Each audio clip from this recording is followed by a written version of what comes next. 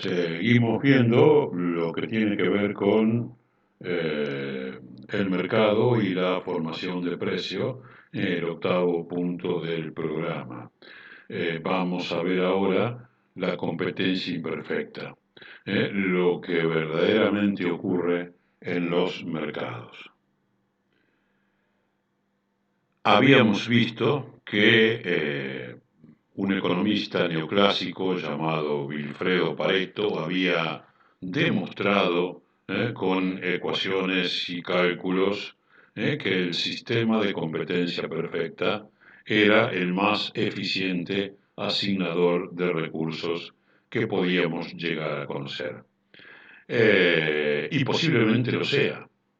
El problema es que es raro encontrar competencia perfecta en los mercados. A veces alguno puede llegar a aproximarse, pero me animaría a decir con un importante grado de certeza de que la competencia perfecta es una entelequia que crearon los economistas para fundamentar una teoría del mercado. Lo que tenemos en la realidad es la competencia perfecta, imperfecta. Es la competencia, o sea, lo que tenemos en la realidad es competencia imperfecta. Y hay competencia imperfecta cuando o algún comprador o algún vendedor o compradores o vendedores influyen en el proceso de formación de precios. Recuerden que decíamos en competencia perfecta, el precio surge del mercado. Si por el contrario hay alguien o algunos que tienen la posibilidad de formar el precio, aunque sea en un determinado límite, ya no hay competencia perfecta. Esa influencia en la formación de precios hace que la competencia sea imperfecta. Y esto nos lleva a reconocer la estructura de los mercados. O sea, cuando hablamos de la estructura de los mercados, estamos hablando de las formas con que se compiten en los mercados. Los casos más comunes de competencia imperfecta son el monopolio, cuando tenemos un solo vendedor, el oligopolio, cuando existen pocos vendedores, la competencia monopolista, cuando hay un producto diferenciado que genera adhesión. Son los casos más importantes. Pero puede haber otros casos de competencia imperfecta. De hecho, algunos elementos más vamos a ver. Vamos a detenernos ahora específicamente en estos tres casos y vamos a ver algún otro elemento adicional. Nos metemos en el primero. ¿Mm? Vamos a ver qué significa un monopolio. Monopolio es un caso extremo de competencia. Si es que podríamos decir competencia, en realidad no existe la competencia. Es un caso extremo de estructura del mercado. ¿Por qué caso extremo? Porque es el caso donde hay, de un lado, de una de las fuerzas, hay un único concurrente. Puede ser un único demandante o puede ser un único oferente. O sea, pero hay uno solo, de un lado. ¿eh? Y no es posible, o sea, la estructura del mercado no permite el ingreso de otros competidores como para que se pueda generar algo de competencia. Si hay un solo vendedor, toda la curva de demanda, como la habíamos dibujado, descendente de izquierda a derecha, toda es suya. Es el único que puede responder a toda la demanda. El único que puede responder a toda la demanda. ¿eh? Por lo tanto, este monopolista, al decidir, bueno, vamos a buscar dónde puedo ganar más y voy a producir esa cantidad que me permite ganar más. Cuando decide cuánto producir, prácticamente su decisión de producción es la oferta. Y con esa oferta está formando el precio. Con esa oferta está formando el precio. Esta posibilidad de formar precio, le da poder de mercado o dominancia. Vamos a decir que existe poder de mercado cuando un sujeto del mercado tiene la posibilidad de formar el precio. Existe poder de mercado o dominancia. Algunos más retocadamente hablan de dominancia. En realidad el caso del monopolio es un verdadero ejercicio de poder de mercado. ¿Por qué? Porque tiene facultades absolutas para formar el precio. Se trata, yendo a los términos de Pareto, el que había hablado competencia perfecta como el modo más eficiente de asignación de recursos. Bueno, el monopolio es una solución que no es eficiente. ¿Por qué? Porque los precios son más altos, el monopolista se queda con excedentes de los consumidores y la cantidad es menor. O sea, socialmente tenemos menos cantidad y por ella vamos a tener que pagar más. A partir de allí, comparado con la competencia perfecta, es una solución no eficiente. ¿Existen monopolios en la realidad? Hay, no son tantos. No es lo que más abunda. Erróneamente muchas veces se habla de monopolio, pero cuando nos tocamos a lo que verdaderamente significa monopolio son pocos. ¿Por qué causas puede aparecer un monopolio? Bueno, si hay en un país un único sujeto que controla un factor productivo. ¿eh? Un determinado mineral, hay uno solo que lo puede llegar la Argentina.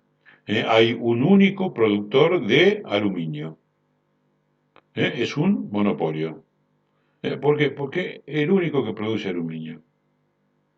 El único que tiene la tecnología para sacar la bauxita de las arenas o la alumita no sé de dónde sale y producir aluminio. Otro mecanismo es cuando soy dueño de una patente. El laboratorio registró la patente, le puso una marca y la patente me da derecho de ser el único fabricante de ese medicamento. Estos son monopolios temporales porque las patentes en un tiempo vencen.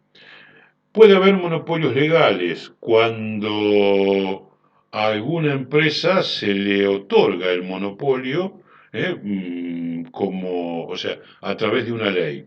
Es típico en los tiempos de los mercantilistas que había determinadas empresas que ellos le otorgaba la facultad del monopolio.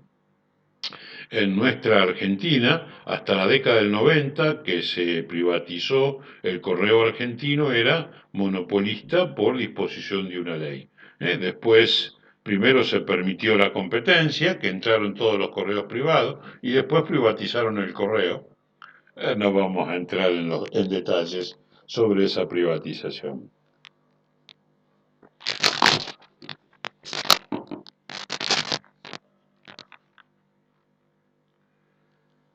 Y por último tenemos el monopolio natural.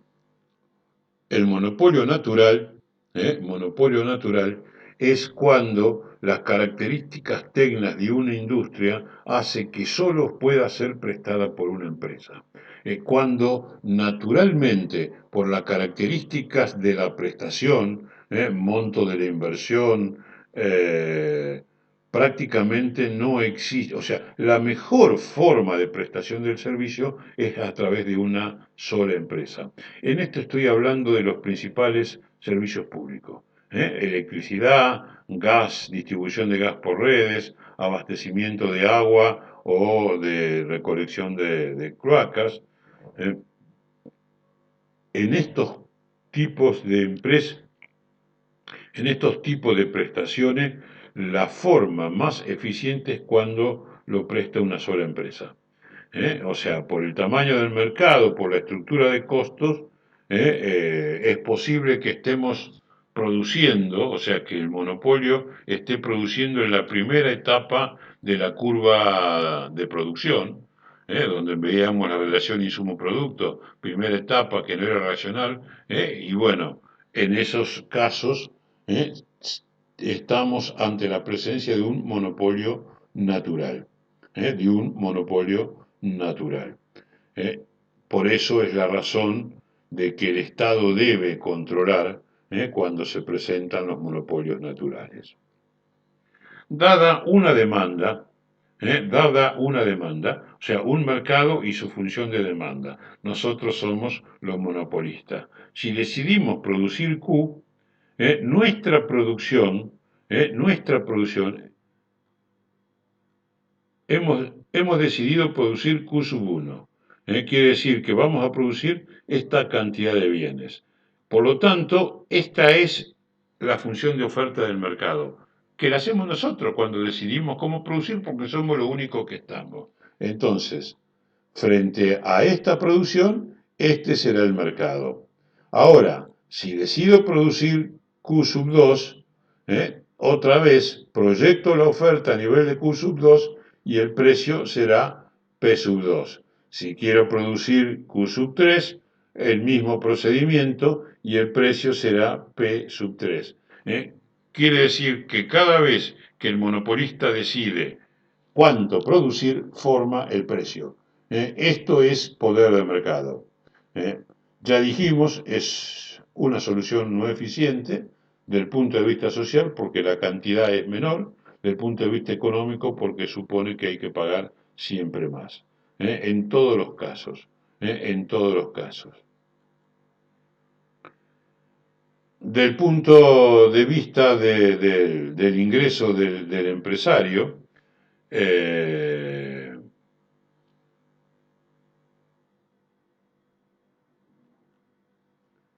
el ingreso del empresario,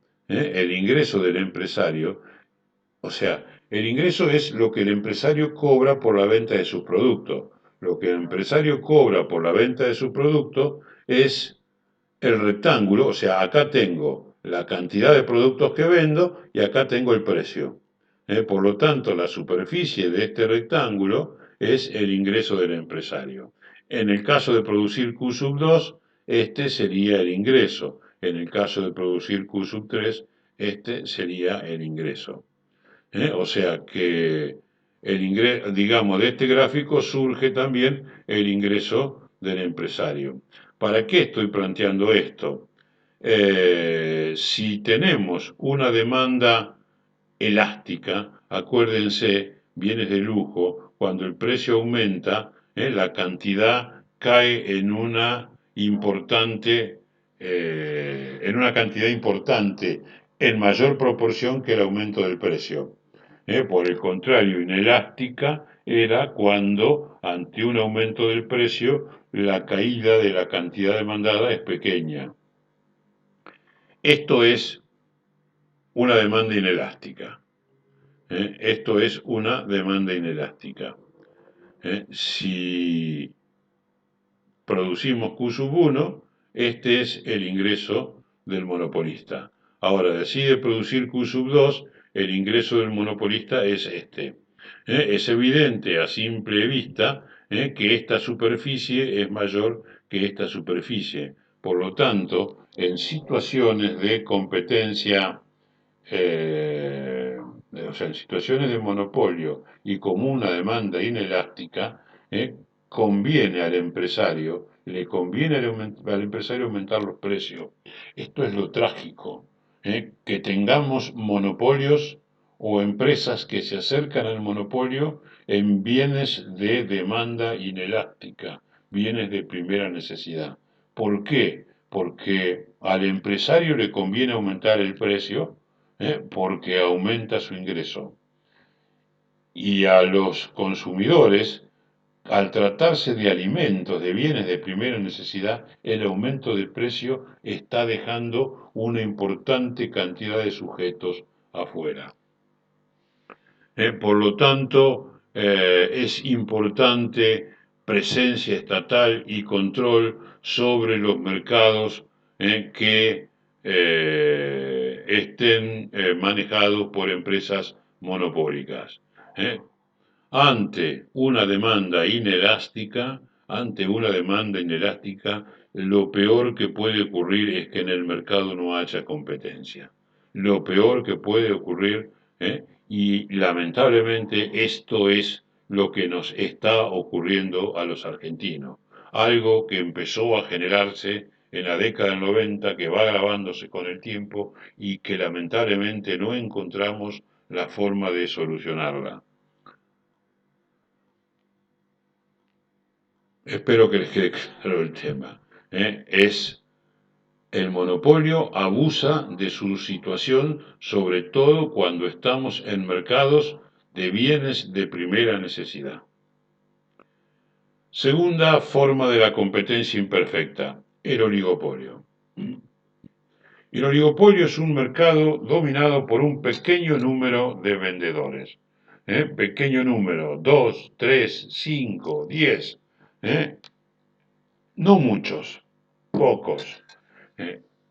Cuando existe esta situación de mercado, se genera una puja entre las pocas empresas que participan por llevarse la mayor cuota del mercado. O sea, al ser poco el mercado se cuotifica, y se cuotifica de un modo diferente. Algunos tienen más, otros tienen menos. Y ahí se genera una puja para ver quién lleva la mayor cantidad, quién se apodera de una mayor cantidad de mercado. El oligopolio, a diferencia del monopolio, que tiene una única solución y que acabamos de ver, tiene infinitas soluciones. Vamos a ver las extremas y una intermedia para poder analizarse, porque no es explicado por uno, sino por varios modelos. La primera de esas soluciones vamos a hablar de la colusión, o cártel. También es común hablar de un cártel. ¿Qué significa colusión? Colusión significa que las pocas empresas que están en el mercado, o sea, los pocos oligopolistas, se ponen de acuerdo. Vamos a vender todos a tal precio. O vamos a vender todos esta cantidad de mercaderías. Cualquiera de las dos instancias implica acuerdo, y cualquiera de las dos instancias supone que los oligopolistas se transformaron en un monopolio. Cuando se ponen de acuerdo es como si fuese un monopolio. Hay tres, pero al estar de acuerdo es como si hubiese uno solo. Yo no tengo alternativa para ir a buscar a un competidor y comprar el producto más barato si uno me lo encareció. O sea, cuando en un mercado oligopólico se da la colusión, o un cártel que es lo mismo, adquieren poder absoluto de mercado, un poder absoluto de mercado. Son formadores de precio, y van a buscar apropiarse de todos los excedentes posibles de los consumidores. ¿Está claro? En el otro extremo tengo cuando no se ponen de acuerdo. Y aquí aparece lo que se llama guerra de precios. Al no ponerse de acuerdo, van a tender a bajar los precios. O sea, yo voy a bajar mi precio para tratar de ganarle clientes a mis dos contrincantes que están en el mercado. Pero la respuesta automática de ellos va a ser también bajar los precios, para responderme de la misma forma. Por lo tanto, la guerra de precios es una situación que puede llevar al mercado a aproximarse a la competencia perfecta. Puede llevar, es bastante común que la guerra de precios no ocurra. A lo sumo, lo que estamos teniendo en el oligopolio, hay muchos mercados oligopolistas donde se generan comportamientos estratégicos. ¿Qué es un comportamiento estratégico? Antes de modificar alguna variable de las que estoy operando, voy a pensar cómo me van a responder, mis competidores. Y me voy a ajustar, o sea, voy a tratar, como en el ajedrez, de pensar varias jugadas anticipadas, para tratar de salir lo mejor parado que pueda de esa situación. Otra solución del monopolio, bueno, lo que estaba diciendo recién, hay distintas combinaciones posibles de disputas y acuerdos, que es lo que se llama, o sea, lo clásico del oligopolio es el comportamiento estratégico. Uno de esos comportamientos estratégicos es la colusión. Otro de esos comportamientos estratégicos es la guerra de precios. Un tercer modelo, bueno, no lo tengo acá, un tercer modelo es el modelo de liderazgo. Un tercer modelo del oligopolio es el modelo de liderazgo. El liderazgo se da cuando una o dos empresas grandes, no son pequeñas, grandes, ¿eh? Y por su tamaño, por su escala, pueden operar con menores costos. Estas dos empresas que tienen una cuota importante del mercado, puedo hablar de que venden el 60, o el 55 o el 70% de los productos de un mercado, tienen facultades para formar precio. Se transforman en los líderes o en el líder del mercado. ¿eh? Pueden formar el precio. Pero es un oligopolio porque hay otros competidores más aparte de ese líder. Lo que pasa que en esta característica de oligopolio, las empresas más chicas que están en el mercado no pueden confrontar con el líder. Entonces desarrollan estrategias de seguimiento, o sea, cuando el líder sube, ellos suben, cuando el líder baja, ellos bajan. O de desafío, pero en zonas marginales, en lugares donde el poder del monopolio del líder, el poder del líder no es pleno. ¿eh? Eso es, en la mayoría de los casos, se transforman en seguidores de la empresa monopolista. No vamos a ver la teoría de los juegos. La teoría de los juegos es una teoría moderna dentro de las teorías que explican el oligopolio y lo hace a través de los juegos. Algunos datos, recién de lo que les decía. A nivel de caldos, calditos para sopa, Unilever con dos o tres marcas vende el 90% del mercado. Es absoluto formador de precio de los calditos. Cervezas, Quilmes, cervecería Quilmes, que no es la vieja cervecería Quilmes, pertenece a capitales extranjeros, con todas las marcas y plantas diferentes que maneja el mismo holding, vende el 70% de la cerveza. Es formador de precio. A nivel de fideos secos, Molino Río de la Plata, con sus diferentes marcas, vende, estos datos son del 2017, es posible que en algunos casos hasta estén más concentrados. Vende el 79,4% de los fideos que se comen en la Argentina. Algunas marcas de Molino Río de la Plata, Manera, Matarazzo, Luchetti, Don Vicente y Favorita. Ahí tienen. ¿eh? Como para quedarse con todos los excedentes de los consumidores. En el mercado de las harinas, Molinos Río de la Plata y Cañuelas, entre los dos, esto es un caso de un liderazgo compartido, de un duopolio, de un liderazgo en duopolio. Entre los dos venden el 82,1% de las harinas. Pobre los panaderos, se me quejan permanentemente cuando voy a comprar. Tengo un panadero amigo, voy día por medio, cada 2 días, y vive quejándose del aumento de las harinas. Y bueno, permitimos en algún momento que se formara esto y no hay quien le ponga el cascabel al gato. Jabón en polvo y jabón para mano, Unilever otra vez, una corporación transnacional, el 82,7%. Leche, en la época que hice el estudio todavía estaba Sancor, pero la Serenísima hoy está vendiendo el 69,5%. Absoluto formador de precios lácteos. A nivel de mayonesas, hay un C2, un liderazgo compartido entre Aceitera General Dehesa y Unilever, 97,8%. Mermeladas, Arcor, casi el 71%. pañales para bebé, entre el Kimberley y repelente. Estos estudiantes, esta es la principal causa de la inflación en la Argentina. Tenemos formadores de precio con poderes casi absoluto.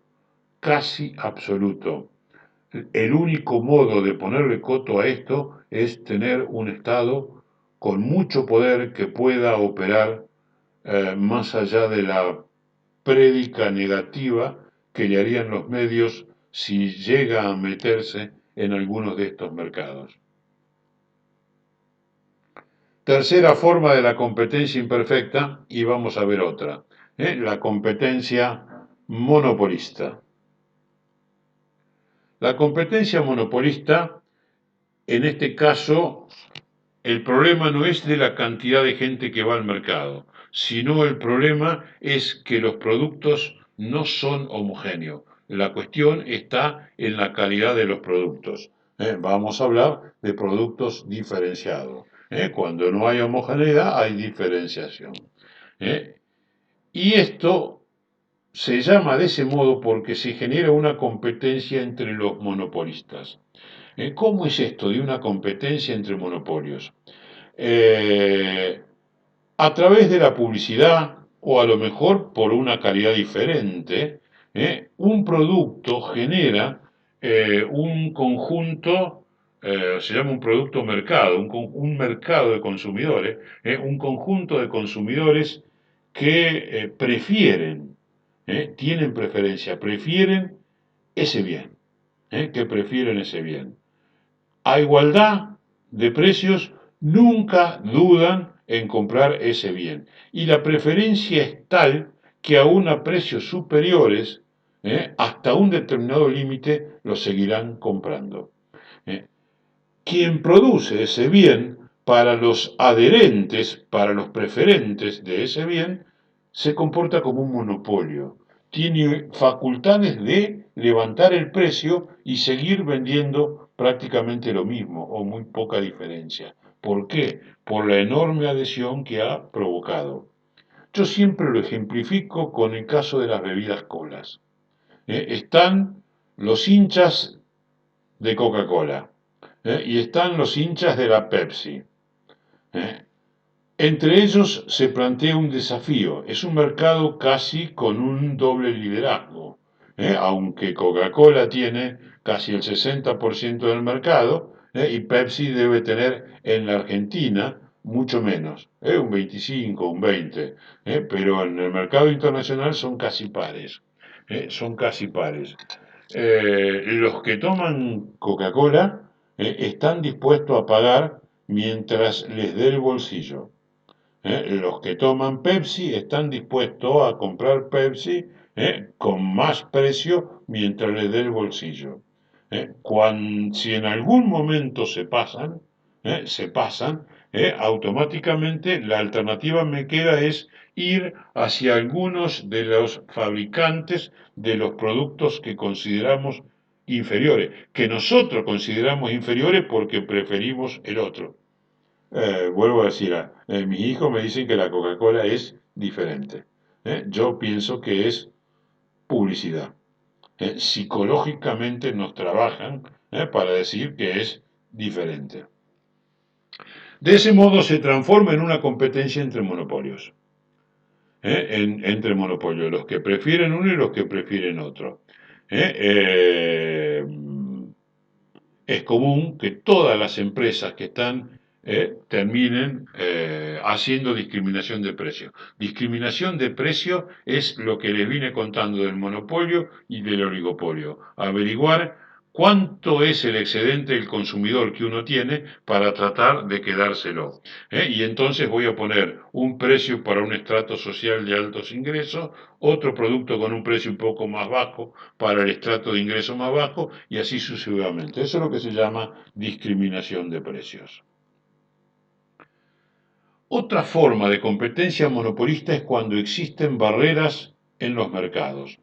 Barrera es algo, un obstáculo que impide entrar o salir del mercado.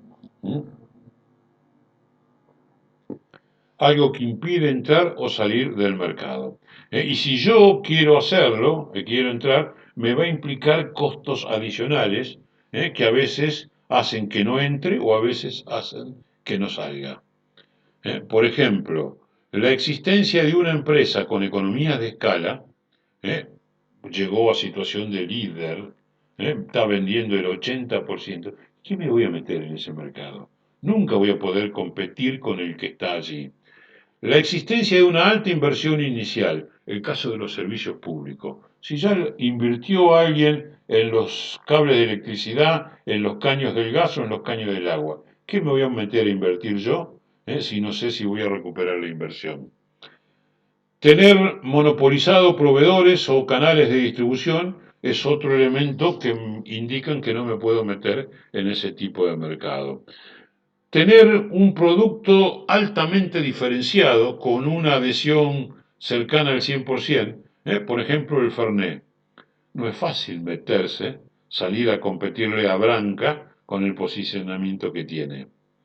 No tener experiencia en las industrias nos hace incurrir en costos que es imposible competir con el que hace mucho tiempo viene trabajando. A veces puede haber barreras legales que impidan el ingreso.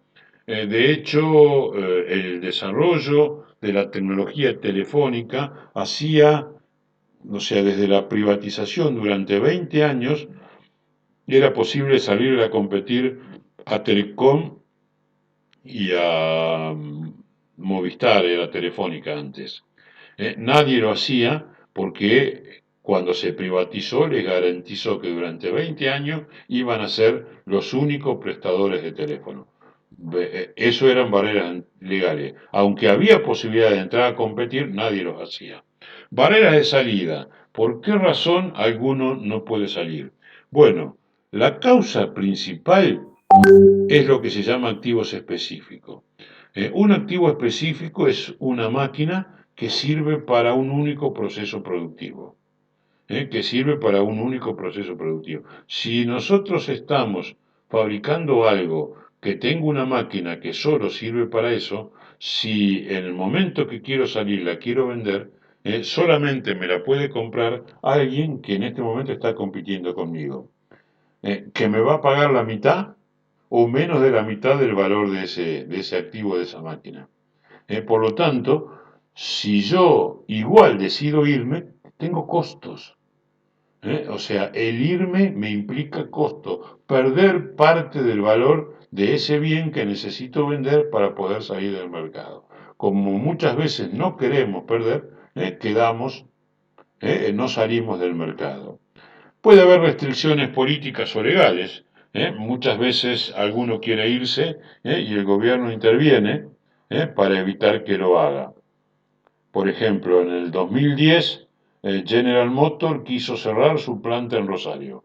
Automáticamente el gobierno que le interesaba proteger el trabajo, le dijo, pará. Primero, no podés irte así porque sí. Segundo, ¿cuáles son las razones por qué querés irte y qué podemos hacer para que no te vayas? Bueno, no me cierran los números, qué sé. El gobierno puso guita para que la empresa no se vaya. Es una restricción legal o restricción política. No puedo salirme porque y no es lo más lógico, pero es lo más común.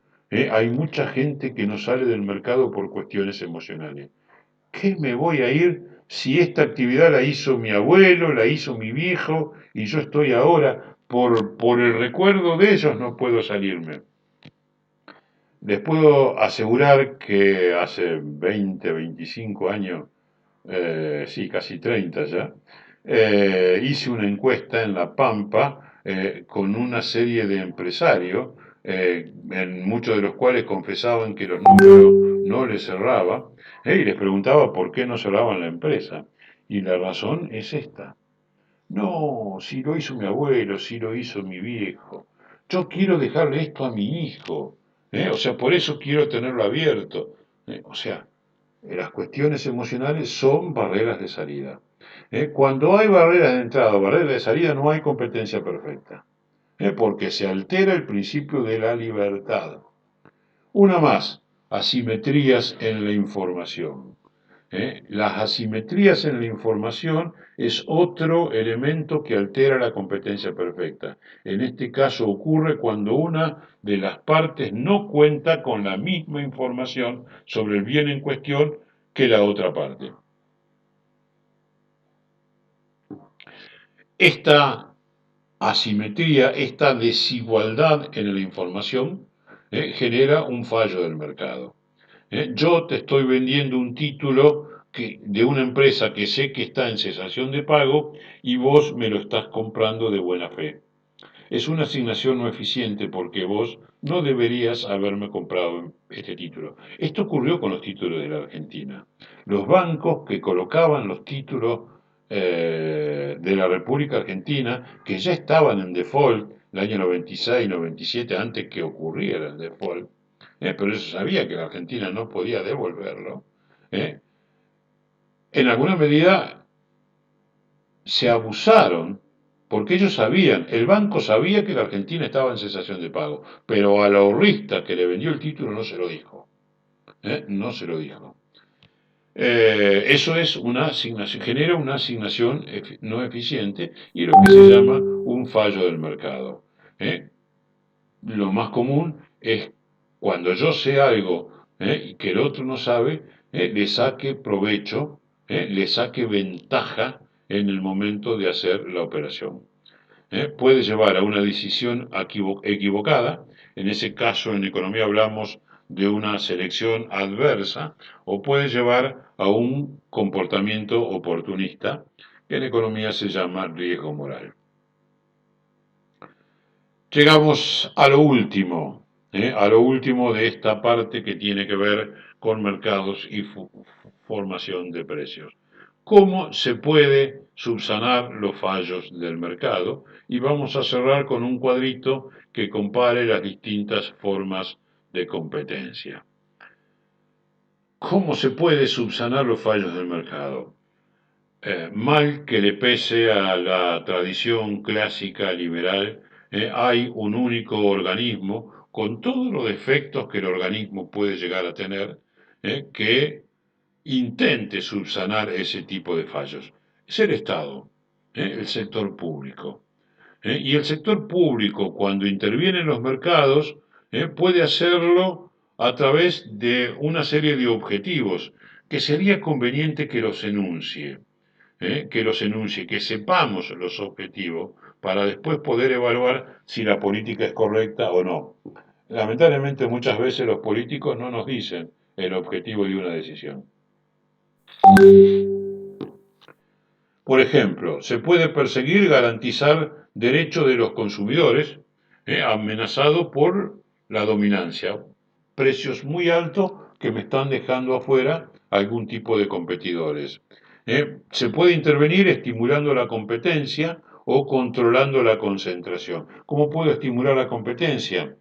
Alentando la generación de competidores o generando una empresa pública que trate de meterse en ese mercado controlando la concentración. Puedo meterme con el objetivo de impulsar la demanda o puedo meterme en el mercado con el objetivo de proteger trabajo. Estos modos de intervención del Estado, o sea, para perseguir estos objetivos y algunos más, yo he puesto 3 objetivos de los que me parecen más importantes. El Estado interviene en el mercado. Y estos modos de intervención pueden ser de dos tipos, la intervención directa y la intervención indirecta. La intervención directa es cuando el Estado se mete en el proceso de formación de precios. Se mete en el proceso de formación de precios. Y aquí hay dos tipos de intervención, los precios políticos y los precios administrados. El precio político es cuando el Estado entra y dice, este es el precio. Este es el precio. Los precios administrados es cuando el Estado convoca a vendedores y consumidores, o a veces a vendedores solo, y trata de negociar un precio, o sea, regular, conversando un precio sobre ese tipo de política. el precio mínimo normalmente es cuando el Estado dice no se puede pagar por debajo de esto. No se puede pagar por debajo de esto. Es el caso donde el Estado trata de garantizar a través de ese precio el sostenimiento de una empresa. Es una política que fue usada en la historia para garantizar que los productores pequeños, productores de granos, de productos agropecuarios pequeños, puedan estar en el mercado, porque los formadores de precios se los tiran para abajo. Por eso, entonces, precio mínimo para el trigo. No se puede pagar menos de esto. El precio máximo es al revés.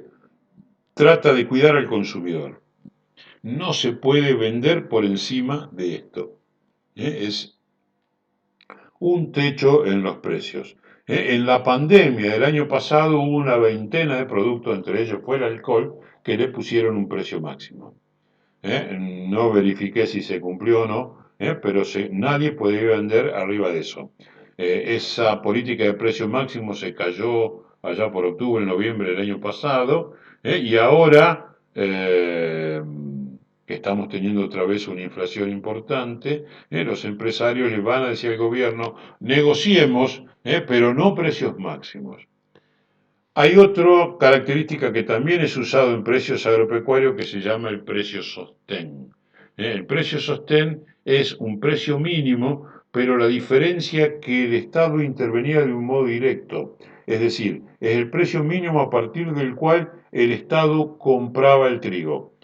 Yo no sé si ustedes saben, son todos muy jóvenes, pero hace 20 años el Estado argentino tenía una red de elevadores, de plantas de silos, que permitían almacenar granos, diseminado en toda la pampa húmeda. Entonces, en determinado momento, para proteger a los productores, casi siempre era sobre el trigo, aplicaba precio sostén. Entonces decía, este es el precio. Si el precio del mercado iba por arriba de ese precio, yo podía venderle a un privado. Pero sé que si caía por debajo de ese precio, a ese precio sostén me compraba el Estado. Lo que hemos venido teniendo en los últimos tiempos son precios administrados. Precios administrados desde el prepo que usaba Moreno, que se le presentaba a los dueños de los supermercados y me decís, no, ¿podés vender? En el fondo era una forma de negociación, o de los acuerdos mucho más inteligentes que armó Augusto Costa, de lo que se llamó precios cuidados, donde lo que se busca es a través de una canasta de productos de tener un precio de referencia. Nada evita que yo pueda pagar otra marca a un precio más alto, otra marca a un precio más bajo. Lo que el Estado está queriendo decir, yo estoy marcando lo que debería ser un nivel de precio promedio. En vos tenés la opción de comprar como quieras. Ahora, el Estado también puede intervenir de un modo indirecto. ¿Cómo? Poniendo impuestos o quitando impuestos. Yo quiero encarecer un producto, le aplico un impuesto, no me interesa que se consumen bebidas alcohólicas. Entonces aplico, no me interesa que se consuma tabaco. Le aplico un impuesto gravoso en las bebidas alcohólicas, no tanto en el vino, pero en las otras más destiladas, hay casi el 50% debe ser impuesto. ¿eh? Eh, lo mismo en los cigarrillos, ¿no? O sea, tratar de hacer que no se consuma a través de un impuesto. Por el contrario, puedo quitar impuestos para facilitar algún tipo de elementos. No es demasiado recomendable esta última estrategia. Es lo que reclaman los empresarios, que el Estado haga un esfuerzo y para vender más barato rebajen el IVA. Lo hizo el gobierno anterior y los precios no rebajaron. Cuando el empresario cuando el empresario tiene poder de mercado, es muy difícil que rebaje los precios. Los precios, o sea, con el menor impuesto se queda el empresario. También el Estado puede intervenir a través de subsidios. Yo le paso una determinada cantidad de dinero a una empresa, por lo tanto puede vender más barato. O sea, esto es lo que hace el Estado europeo, ¿no? El Estado europeo, para garantizar el consumo de carne, en Europa toda la producción de carne es en establo, por lo tanto es muy cara, es costosa, el Estado subsidia, le paga a los productores de carne una determinada cantidad de dinero para que salga al mercado a precios accesibles a los consumidores. A veces ese subsidio se agranda para exportar. En determinado momento se arma un stock grande, o sea, es bastante común que Dinamarca le dé un subsidio tan grande a la producción de cerdo o de productos lácteos que salen a exportar por debajo de los costos. Eso se llama dumping, se escribe dumping. La otra alternativa no es tan eficaz, pero también existe, otorgando créditos baratos a las empresas. Bueno, un cuadro comparativo. Competencia perfecta, competencia monopolista, oligopolio, el extremo, el monopolio. Forma de concurrencia, muchos, puede haber bastantes, pero hay consumidores adherentes. Acá hay pocos concurrentes, uno solo. Competencia muy fuerte en la competencia perfecta, hay algo de competencia en la competencia monopolista, menos competencia, comportamientos estratégicos en el oligopolio, no existe competencia en el monopolio. Productos homogéneos, o sea, sin preferencia en la competencia perfecta, hay preferencias, totales preferencias en la competencia monopolistas, productos sin preferencias en el oligopolio. Es bastante común que a veces se mezcle el oligopolio con la competencia monopolista. Y hay una única calidad, un único producto en el monopolio. Influencia por el precio en la competencia perfecta, ninguna influencia. Lo forma el mercado al precio. Competencia monopolista bastante presente. Tengo un límite, pero es capaz que puedo hasta un 20-25% más de lo que vale otro tipo de producto por el producto que yo prefiere. Es grande la influencia y acá es total. Directamente es el formador de precio. Libertad de entrada y salida en competencia perfecta debe ser total. Hay algo en la competencia monopolista, no mucho en el oligopolio. No existe la libertad en el monopolio. Transparencia perfecta en la competencia perfecta, imperfecta la transparencia en la competencia monopolista, también imperfecta en el oligopolio y en el monopolio. Como de costumbre, cualquier duda, consulta el mail. Con esto cerramos el tema del mercado. Y cerramos también los temas que corresponden al primer parcial.